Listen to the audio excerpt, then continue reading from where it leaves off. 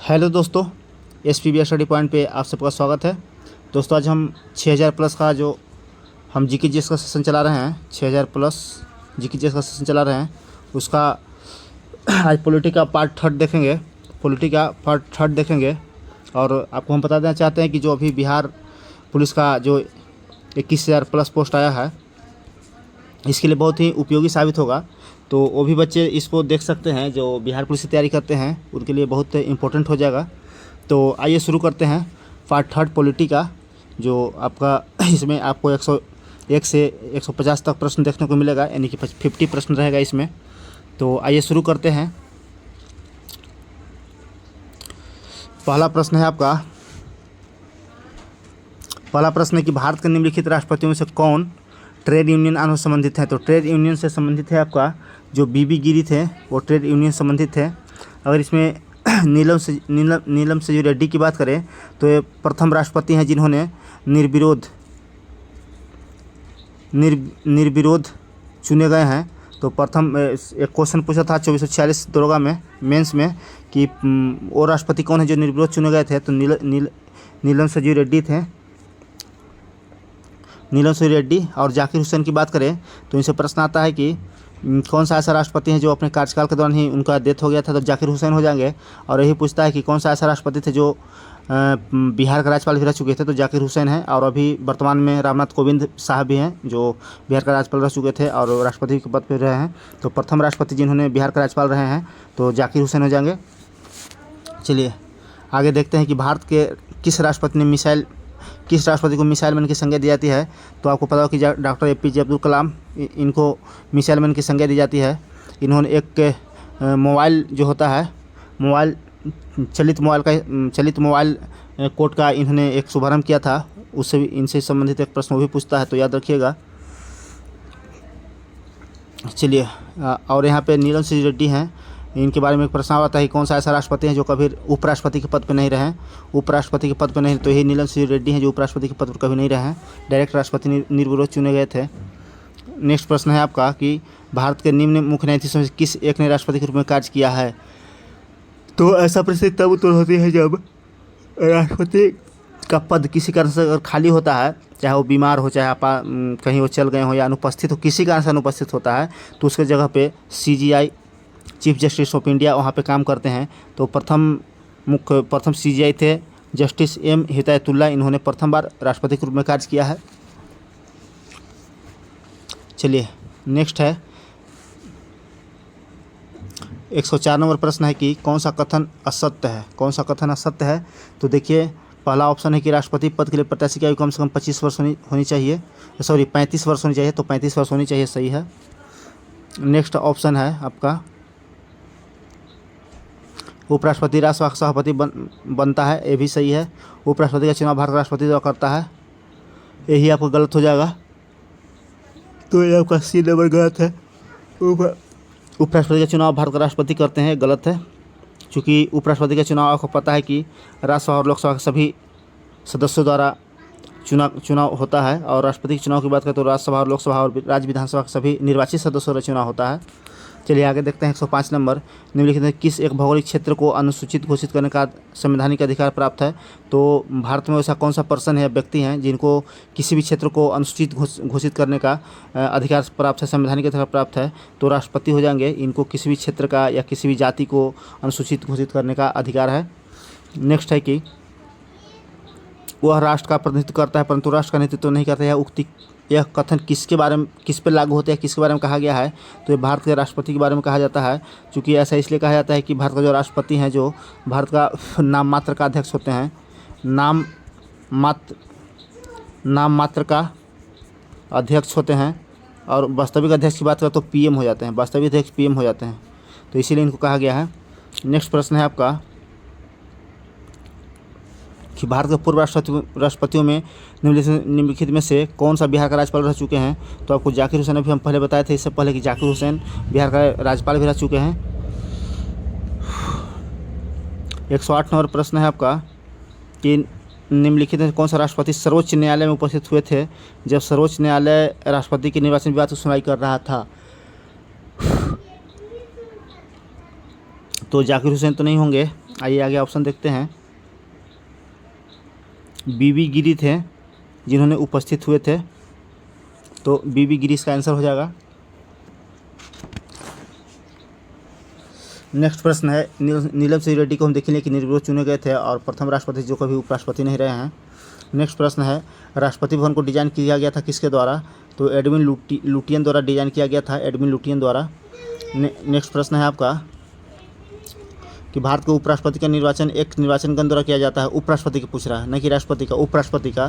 तो आपको हम अभी पहले थोड़ा देर पहले बताए थे कि संसद के दोनों सदनों के सभी सदस्य द्वारा निर्वाचन इसका किया जाता है।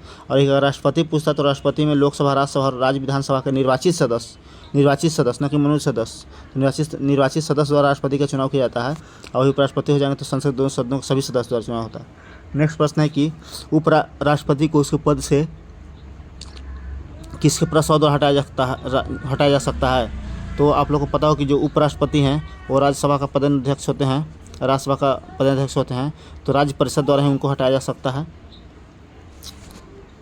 या प्रस्ताव पेश कर सकते हैं राज्यसभा में। 112 नंबर प्रश्न है कि उपराष्ट्रपति को पदच्युत करने संबंधित प्रस्ताव प्रस्तुत किया जा सकता है, तो इसका भी आंसर आपका हो जाएगा राज्यसभा में, क्योंकि राज्यसभा का वहीं अध्यक्ष होते हैं। नेक्स्ट प्रश्न है आपका कि राज्यसभा का सभापति कौन होता है, तो अभी हमने बताया कि उपराष्ट्रपति राज्यसभा का सभापति होते हैं। राष्ट्रपति की बात करें तो राष्ट्रपति के जो पद का विवरण है 52 में है, 53 में कार्य एवं इसका जो कार्य एवं शक्ति है, और बाकी डिटेल जो राष्ट्रपति के संबंधित है हम अपना प्लेलिस्ट में आप देख लीजिएगा, पूरा हम पॉलिटी आपको कंप्लीट कर दिए हैं, तो आप लोग उसको देखना ना भूलिएगा, जरूर देखिएगा, आपको बहुत उपयोगी साबित हो किसी भी एग्जाम के लिए। नेक्स्ट प्रश्न है कि निम्नलिखित में किस एक की अध्यक्षता ऐसे द्वारा किया जाता है जिसका सदस्य नहीं होता है, तो गैर सदस्य का अध्यक्षता राज्यसभा द्वारा किया जाता है। यहाँ पे उपराष्ट्रपति जो होते हैं, उपराष्ट्रपति द्वारा यहाँ अध्यक्षता किया जाता है। नेक्स्ट प्रश्न है कि भारत के प्रधानमंत्री के विषय में कौन सा कथन सही है, पीएम के बारे में पूछ रहा है, पीएम के बारे में कौन सा कथन सही है, तो प्रधानमंत्री मंत्रिपरिषद नाम मात्र नेता होता है, ये गलत है, दावत ही वास्तविक नेता होता है, वो संसद के प्रति उत्तरदायी नहीं होते हैं, तो ये संसद के प्रति उत्तरदायी नहीं होते हैं, ये भी कथन आपको गलत है। वो अपने मंत्रियों में से किसी को बर्खास्त नहीं कर सकते हैं, ये भी गलत है। प्रधानमंत्री मंत्रिपरिषद वास्तविक नेता होता है, यही आपका सही है, सही पूछा है तो सही हो जाएगा। भारत का प्रधानमंत्री क्या होता है, तो प्रधानमंत्री नियुक्त होता है, ठीक है, नियुक्त होता है। कहीं एक विशेष से मतलब समिति द्वारा किसी को अगर चुनाव होता है तो उसको नियुक्ति कहते हैं, ठीक है, तो नियुक्त किया जाता है, भारत का प्रधानमंत्री नियुक्त किया जाता है। नेक्स्ट प्रश्न है कि भारतीय संविधान के अनुच्छेद 78 में प्रधान दायित्व है किसका, तो 78 में आपका जो प्रधानमंत्री का कर्तव्य है उसका दर्शाया गया है। और प्रधानमंत्री की पद की बात करते हैं अनुच्छेद 75 में कहा जाता है कि जो मंत्रिपरिषद का जो नेता होगा या हेड होगा वो प्रधानमंत्री होगा, तो अनुच्छेद 75 में कहा जाता है। और मंत्रिपरिषद की बात करते हैं अनुच्छेद 74 में उसका जिक्र मिलता है मंत्रिपरिषद का। और 78 में प्रधानमंत्री के जो दायित्व होता है, कर्तव्य होता है, उसका निर्वहन करने के लिए बताया गया है। नेक्स्ट प्रश्न है आपका, कैबिनेट का क्या तात्पर्य है, कैबिनेट का क्या तात्पर्य है, तो कैबिनेट स्तर के मंत्री को कैबिनेट कहते हैं। कैबिनेट स्तर के जो मंत्री होते हैं उसको कैबिनेट का तात्पर्य यही होता है, कैबिनेट स्तर के मंत्री सभी होते हैं, वो कहा जाता है। नेक्स्ट प्रश्न है, संसदीय शासन में वास्तविक कार्यपालिका शक्ति किसके पास है। थोड़ी देर पहले हमने बताया कि जो राष्ट्रपति होते हैं नाम मात्र के होते हैं, नाम मात्र के होते हैं, ठीक है। यही प्रधानमंत्री होते हैं वास्तविक होते हैं, वास्तविक प्रधानमंत्री होते हैं वास्तविक, तो याद रखिएगा वास्तविक प्रधानमंत्री होते हैं। नेक्स्ट प्रश्न है, यदि भारत के प्रधानमंत्री सदन के उच्च सदन, यानी कि उच्च सदन मतलब राज्यसभा, ठीक है, उच्च सदन मतलब राज्यसभा का अगर सदस्य हैं तो वह सदस्य हैं तो अविश्वास प्रस्ताव में अपने वोट नहीं दे सकते हैं, यही तो सही हो जाएगा। यदि वो अगर हैं तो वह अविश्वास प्रस्ताव में अपना वोट नहीं दे सकते हैं, ऑप्शन नंबर ए सही हो जाएगा। और अभी तक आपको याद होगा कि जो राज्यसभा से बनने वाले प्रधानमंत्री हैं, तो प्रथम तो इंदिरा गांधी थी, प्रथम इंदिरा गांधी थी, और दूसरा की बात करें तो मनमोहन सिंह भी थे, और तीसरा की बात करें तो आई.के. गुजराल, और चौथा की बात करें तो एक और थे, आपका शायद नाम नहीं याद आ रहा है, इतना याद रखेगा, इंदिरा गांधी, मनमोहन सिंह और आई.के. गुजराल, एक और थे। 4 ऐसे प्रधानमंत्री थे जिन्होंने राज्यसभा से नियुक्त हुए थे। तो राज्यसभा के सदस्य थे। चलिए नेक्स्ट प्रश्न है 121 नंबर कि भारतीय संविधान के निम्नलिखित प्रावधानों में से कौन सा प्रधानमंत्री परिषद की नियुक्ति तथा पदच्युत की विवेचना करता है। तो नियुक्ति और पदच्युत की विवेचना आपको अनुच्छेद 75 हो जाएगा। मंत्रिपरिषद की नियुक्ति तथा पदच्युत की विवेचना अनुच्छेद 75 द्वारा किया जाता है। 74 में बात करते हैं इस संरचना मंत्रिपरिषद की संरचना 74 में है। नेक्स्ट है कि और यहाँ जो अनुच्छेद 72 है इसमें जो राष्ट्रपति होते हैं, राष्ट्रपति का क्षमादान का अधिकार है, राष्ट्रपति का क्षमादान अनुच्छेद 72 में। नेक्स्ट है कि council of scientific and industrial research का अध्यक्ष कौन होते हैं। तो इसका अध्यक्ष होते हैं आपका भारत के जो प्रधानमंत्री होते हैं, भारत का पीएम होते हैं, जो council of scientific and industrial research का अध्यक्ष होते हैं।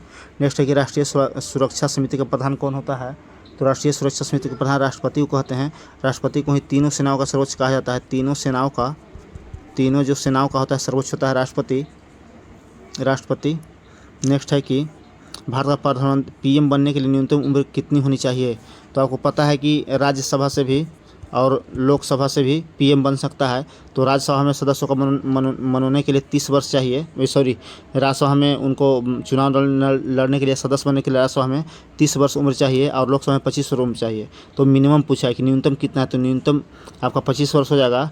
या आपको नॉर्मली भी पूछेगा कि प्रधानमंत्री बनने के लिए के उम्र कितना चाहिए प्रधानमंत्री बनने के लिए, तो उसमें भी आप मारिएगा 25 साल। कन्फ्यूज मत होइएगा, क्योंकि आपको याद रहना चाहिए कि आपका राज्यसभा लोकसभा दोनों से जो सदस्य होते हैं आप पीएम बनते हैं, और जो मेनली होते हैं जो आपको लोकसभा से ही लोकसभा का जो एज होता है उसी को आपको वहाँ काउंट किया जाता है। तो 25 साल इसका एज हो जाएगा प्रधानमंत्री बनने के लिए। नेक्स्ट है कि 125 नंबर की उप प्रधानमंत्री का पद का सृजन संविधान से हट के हुआ है। तो संविधान के प्रावधान से हटकर हुआ है। तो आइए देखते हैं कौन सा ऑप्शन इसमें मैच करेगा, इसका आंसर होगा। तो आपका ऑप्शन नंबर बी हो जाएगा कि संविधान के प्रावधान से हटकर हुआ है। नेक्स्ट है कि प्रधानमंत्री को क्या कहता है, अभी बताया कि नियुक्त किया जाता है। तो किसको नियुक्त किया जाएगा, तो लोकसभा में जो बहुमत प्राप्त पार्टी द्वारा जो नामित किया जाता है उसी को नियुक्त किया जाता है। तो इसका यहाँ सटीक आंसर ये नहीं होगा, लोकसभा में बहुमत प्राप्त पार्टी द्वारा नामित किया जाता है नहीं, प्रधानमंत्री को ये पूछ रहे, प्रधानमंत्री को राष्ट्रपति द्वारा नियुक्त किया जाता है। आपका सटीक आंसर ही हो जाएगा। तो ये सब देखिएगा, छोटा मोटा पॉइंट आप नहीं समझिएगा तो एग्जाम में गलती हो जाएगा, इसलिए याद रखिएगा कि प्रधानमंत्री को पूछा है क्या होता है, तो राष्ट्रपति के द्वारा नियुक्त किया जाता है। ठीक है, जो बहुमत प्राप्त दल के नेता होते हैं उनको नियुक्त किया जाता है। नेक्स्ट है कि जो व्यक्ति संसद का सदस्य नहीं हो, केंद्रीय मंत्री कितना दिन तक रह सकता है। तो कम से कम 6 माह तक, अधिक से अधिक 6 माह तक वो केंद्रीय मंत्री रह सकता है। उसके दरमियान 6 माह के अंदर इनको राज्यसभा या लोकसभा से आपको इनको सदस्यता लेना पड़ेगा, तभी ये मंत्री पर बने रहेंगे, अन्यथा 6 माह के अंदर इनको इस्तीफा देना पड़ेगा। नेक्स्ट है 128 नंबर प्रश्न कि भारत की संसद के संबंध में कौन सा कथन गलत है, यानी सही नहीं है। ये सब देखिएगा एग्जाम में, आदमी देखता है कि स्टूडेंट देखते हैं कि एग्जाम हॉल में गलती करते हैं, इसीलिए कि पूरा नहीं पढ़ते हैं प्रश्न और ऐसे ही मार देते हैं आंसर, तो गलत होता है। यहाँ पूछ रहे हैं कि भारत की संसद के संबंध में संसद की व्याख्या कितना में है, तो अनुच्छेद आपको 79 में इस व्याख्या मिलता है संसद का। और इसमें 2 सदन 3 अंग होता है संसद का, एक राष्ट्रपति होते हैं, राष्ट्रपति, राज्यसभा और लोकसभा। तो यहाँ पूछा है अनुच्छेद, तो संसद तो 79 हो गया, राष्ट्रपति अनुच्छेद 52 हो जाएगा, राज्यसभा अनुच्छेद 80 हो जाएगा और लोकसभा आपको 81 हो जाएगा। तो इस प्रकार से आप याद रख सकते हैं। तो इसमें कहता है कि कौन सा कथन सही नहीं है संसद के बारे में। तो संसद के बारे में कौन सा कथन सही, इसमें कहता है कि संविधान में एक संसदीय प्रणाली का प्रावधान किया गया है। ठीक है, संसदीय शासन प्रणाली का प्रावधान ब्रिटेन से लिया गया है। संसद का सर्वप्रमुख कार्य है मंत्रिमंडल का प्रावधान, आपका ये भी आपका सही है। ठीक है। मंत्रिमंडल की सदस्यता निम्न सदन तक सीमित है, यही आपका गलत हो जाएगा, क्योंकि निम्न सदन तक सदस्यता सीमित नहीं है, क्योंकि आपको उच्च सदन राज्यसभा होता है और लोकसभा निम्न सदन होता है। सिर्फ निम्न सदन से थोड़ी मंत्रिमंडल में मंत्री बनते हैं, राज्यसभा से भी मंत्री बनते हैं, तो इसीलिए गलत हो जाएगा। आगे है कि मंत्रिमंडल को लोकप्रिय सदन में बहुमत का विश्वास प्राप्त रहना चाहिए, ये भी सही आपका है, तो सी नंबर ऑप्शन इसका गलत हो जाएगा। नेक्स्ट है कि केंद्रीय मंत्री परिषद के त्याग पत्र देने के उपरांत कौन सी एक सही स्थिति नहीं है, तो इसमें एक सही स्थिति नहीं हो जाएगा राष्ट्रपति शासन लागू होना, यही आपका गलत हो जाएगा। आंसर यही आपका हो जाएगा इसमें, क्योंकि जब त्यागपत्र केंद्रीय मंत्रिपरिषद देगा तो राष्ट्रपति द्वारा ये कहा जाता है कि आप जब तक कि नई सरकार नहीं बनती तब तक आप बने रहें सरकार में, इसलिए गलती हो जाएगा। 130 नंबर प्रश्न है आपका कि निम्नलिखित में से कौन सा एक प्रस्ताव भारत के मंत्रिपरिषद रख सकता है। मंत्रिपरिषद रख सकता है तो ये सारा हम अपना यूट्यूब चैनल पे पढ़ा दिए हैं, आपको प्लेलिस्ट में मिल जाएगा। हिस्ट्री में पॉलिटी का प्लेलिस्ट है, उसमें आपको सब मिल जाएगा कि अविश्वास प्रस्ताव क्या होता है, विश्वास प्रस्ताव क्या होता है, स्थगन प्रस्ताव क्या होता है, सारी वीडियो लोड है मेरे चैनल पर, तो आप लोग देख लीजिएगा।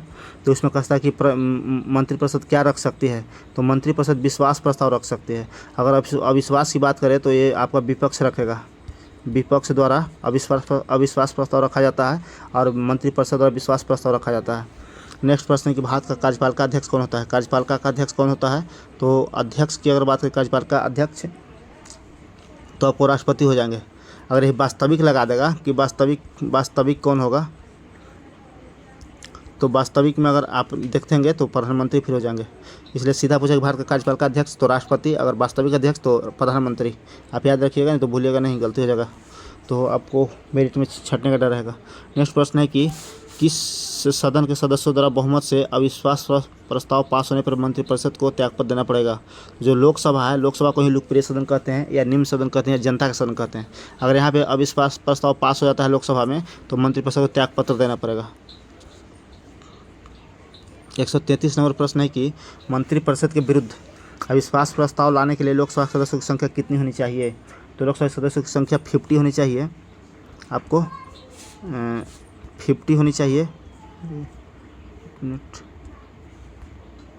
यानी कि 50 सदस्यों का हस्ताक्षर होना चाहिए, 50 सदस्यों का हस्ताक्षर होना चाहिए। तो ये देखते हैं ऑप्शन में, हाँ 50 है आपका ऑप्शन नंबर सी। 50 सदस्यों को जो मंत्रिपरिषद में जब अविश्वास प्रस्ताव लाएंगे तो लोकसभा सदस्यों को संख्या 50 होनी चाहिए, तब आप ला सकते हैं। नेक्स्ट प्रश्न है कि 134 नंबर का प्रश्न है कि लाभ के पद का निर्णय कौन करेगा। लाभ के पद का निर्णय कौन करेगा, तो लाभ का पद का निर्णय संघीय संसद करेगा। नेक्स्ट प्रश्न है कि भारतीय राजनीतिक व्यवस्था में कार्यपालिका किसके अधीन रहकर कार्य करती है, तो कार्यपालिका विधायिका के अंतर्गत रखकर कार्य करती है, कार्यपालिका विधायिका के तहत रखकर कार्य करती है। अगर यही कार्यपालिका न्यायपालिका की बात करें तो कार्यपालिका न्यायपालिका जो है अनुच्छेद 50 के तहत इसको पृथक्करण किया गया है, अलग रखा गया है। अनुच्छेद 50 में कहा जाता है कि भारत में कार्यपालिका न्यायपालिका जो है वो अलग अलग दूसरा से रहेंगे, पृथक रहेंगे, एक दूसरा को कार्य में बाधा नहीं डालेंगे। और ये DPSP का भाग है जो राष्ट्रीय नीति सतत जिसको कहते हैं, आयरलैंड से लिया गया है, आयरलैंड के संविधान से, जिसका उल्लेख है DPSP का अनुच्छेद आप को हो गया आपको अनुच्छेद 36 से 51 तक इसका वर्णन मिलता है। इसमें 50 अनुच्छेद में कहा गया कि कार्यपालिका न्यायपालिका अलग रहेगा, और अगर प्रश्न पूछे कार्यपालिका किसके अधीन रखकर कार्य करता है तो विधायिका के अधीन रखकर कार्य करता है। नेक्स्ट है कि भारत में स्वतंत्रता के बाद प्रथम मंत्रिमंडल का कानून मंत्री कौन थे, तो प्रथम मंत्रिमंडल का कानून मंत्री कौन थे, वही थे जिनको अंतरिम सरकार में बाहर रखा गया था। अंतरिम जो सरकार था, अंतरिम मंत्रिमंडल में इनको बाहर रखा गया था। आपको जो BR अम्बेडकर थे, अम्बेडकर साहब, इनको अलग रखा गया था। इसलिए भारत जब स्वतंत्र हुआ तो प्रथम मंत्रिमंडल जब बना तो कानून मंत्री के रूप में BR अम्बेडकर को ही जानते हैं। इनके बारे में बात करें तो ये आपका प्रारूप समिति का अध्यक्ष थे, जिसमें अध्यक्ष समेत 7 सदस्य थे, एक अध्यक्ष थे और 6 अन्य सदस्य थे, 7 सदस्य थे। कभी कभी ये पूछता है प्रारूप समिति में कुल कितने सदस्य थे, तो 7 सदस्य थे। चलिए नेक्स्ट प्रश्न 137 नंबर, भारत के प्रधानमंत्रियों में से कौन अपने कार्यकाल में संसद में कभी उपस्थित नहीं हुए हैं, तो चरण किसको नहीं पड़ा है, कौन ऐसा PM है भारत जिनको कभी संसद में चरण नहीं पड़ा है, तो आपको चौधरी चरण सिंह हो जाएंगे। आइए ऑप्शन में देखते हैं, D नंबर ऑप्शन है, चौधरी चरण सिंह कभी भी संसद उपस्थित नहीं हुए हैं। नेक्स्ट प्रश्न है कि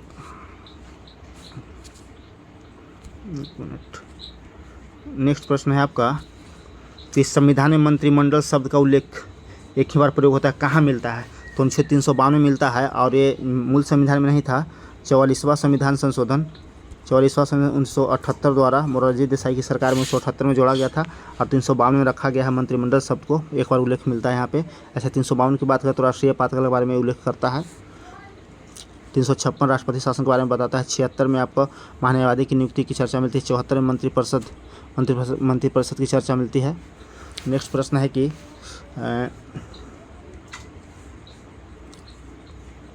उदारीकरण, निजीकरण, भूमंडलीकरण की नई आर्थिक नीति घोषणा किस पीएम ने किया था? तो आपको इसमें हो जाएंगे जो बीपी नरसिम्हा राव थे, नरसिम्हा राव थे, इनके शासनकाल में उदारीकरण, निजीकरण, भूमंडलीकरण की नई आर्थिक नीति घोषणा की गई थी। नेक्स्ट प्रश्न है आपका कि लोकसभा के चुनाव में निर्वाचित होने के लिए किसी व्यक्ति को न्यूनतम आयु कितनी होनी चाहिए? तो न्यूनतम 25 वर्ष होनी चाहिए। 141 नंबर प्रश्न है कि लोकसभा के लिए निर्वाचन के बारे में कौन सा कथन सही नहीं है? कौन सा कथन सही नहीं है? तो निर्वाचन वयस्क मत के आधार पर होता है, ये सही है आपका। निर्वाचनों का संचालन निर्वाचन आयोग करता है, ये भी सही है आपका। नेक्स्ट ऑप्शन हो जाएगा इसमें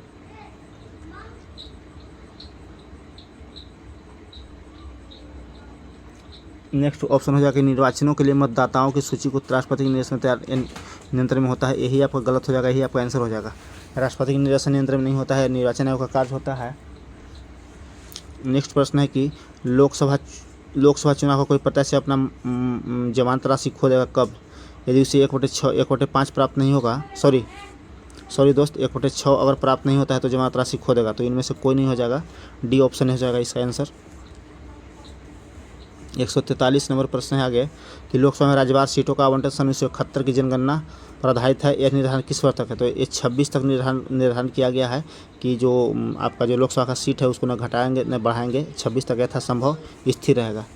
नेक्स्ट है कि भारत के संविधान में निर्धारित किए गए लोकसभा में सदस्यों की अधिकतम संख्या कितना है? तो भारतीय संविधान के अनुसार निर्धारित लोकसभा कुल संख्या आपका 552 हो जाएगा,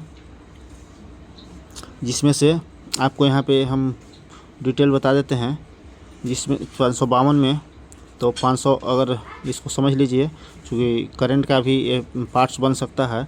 तो जो आपको 552 जो आप संसद में देख रहे हैं कि लोकसभा में देख रहे हैं कि सीट है टोटल, इसमें से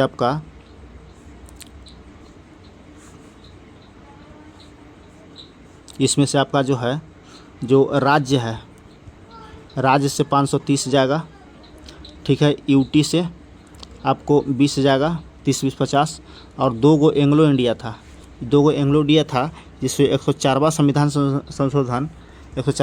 संशोधन 2019 द्वारा इसको ख़त्म कर दिया गया, ठीक है। एंग्लो इंडिया को 2 ख़त्म कर दिया गया। तो बाकी आप देख रहे हैं कि 530 और 20 यानी कि 550। अगर अब क्वेश्चन आता है तो 550 मारिएगा। अधिकतम संख्या 550 है, चूँकि 2 एंग्लो इंडिया को 104वां संविधान संशोधन 2019 के द्वारा ख़त्म कर दिया गया, तो इसीलिए अब हम 520 पढ़ेंगे। अगर 520 की और बात करें, 550 पढ़ेंगे। और 550 में भी बात करें तो अभी वर्तमान में कितना मतलब राज्यसभा में मतलब वर्तमान में है, ये तो अधिकतम होगा कि 550 होगा। तो राज्यसभा में वर्तमान में कितने हैं? तो वर्तमान में आपको जो स्टेट है राज्य से 530 आता है, और यूटी से 20 दिया गया है यहाँ पे। यूटी से 20 यानी कि केंद्र शासित प्रदेश से 20 दिया गया, हमारे 20 आता नहीं है। यहाँ पे आपका 13 आता है,